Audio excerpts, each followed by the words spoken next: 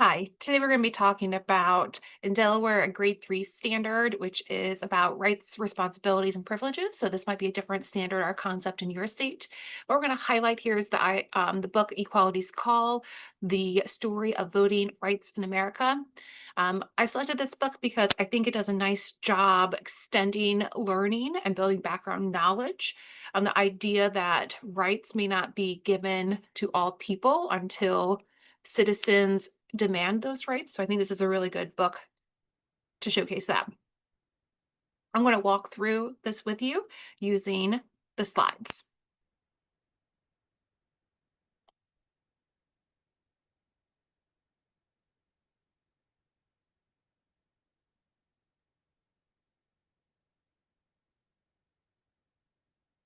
Okay, in our warm up, it's kind of talking about the idea of voting, activating their learning. This is a Kagan strategy.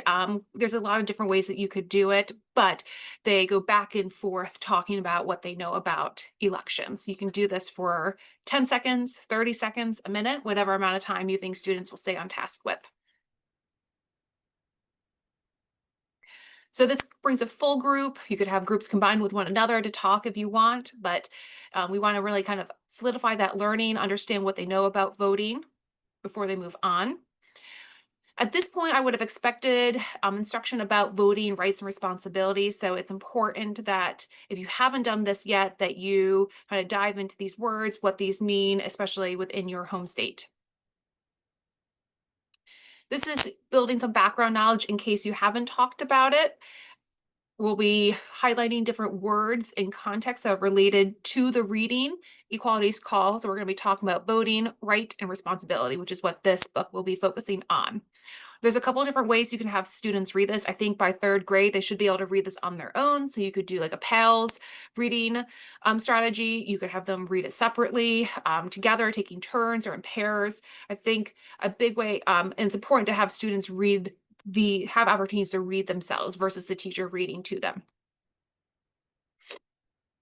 So now we're starting to talk about this idea of voting. So we've gone from our warm up talking about what voting is, vote, the idea that there are a lot of other words that mean vote or voting or associated with it. So this is a little bit of like a schema or expanding their idea of what voting and words that represent voting mean, because they'll be also coming up in the story. This is reviewing from either the reading or from previous knowledge that they've gained in the classroom. So what is the difference between a right and responsibility? How is this related to voting? I think there's not a clear-cut answer here. You might say that voting is a right, but it's responsibility to vote. So there's a couple of distinctions there. And if students use sound reasoning, they should be able to understand that and get that correct. I really like this activities as a timeline activity. So students are going to get different events. I think there's 5 in this one. You're going to put them in groups or pairs and have them put those events in order. So there's no dates on them. So they're thinking about what came first, what came next, working on that chronology skills. This is just a video that starts to get them to think about the background of voting. So make sure this is appropriate for your state and context. This could give them some background information to fix their timeline. So give them that opportunity to do that.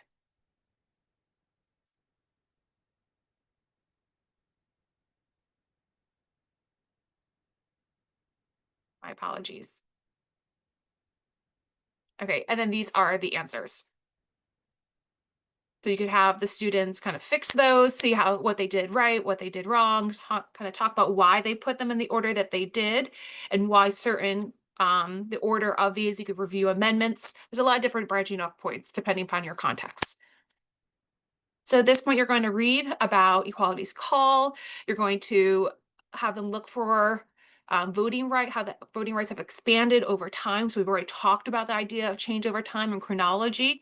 If your students aren't familiar with that, you might want to lean more into that in the previous lesson. And then I think really what's important here is the idea there's a reoccurring phrase that they say, a right isn't a right till it's granted for all. So I think it's really important for students to understand that, to think deeply about it, and why the author continues to bring that back. And Getting at the standard too is voting a right or responsibility based off their reasoning. They both of those answers could be appropriate. Another thing, since we've done a lot about vocabulary, when those words come up that you've talked about, you can have them give a signal like hands or a clap, thumbs up. Again, just an engagement strategy to have them to continue to be engaged and look for the vocabulary words that you've talked about. So you could have them reflect on voting as a right responsibility. You could have them write that answer, and that could be maybe a standards aligned assessment. Okay, hope you enjoy this book as much as I do.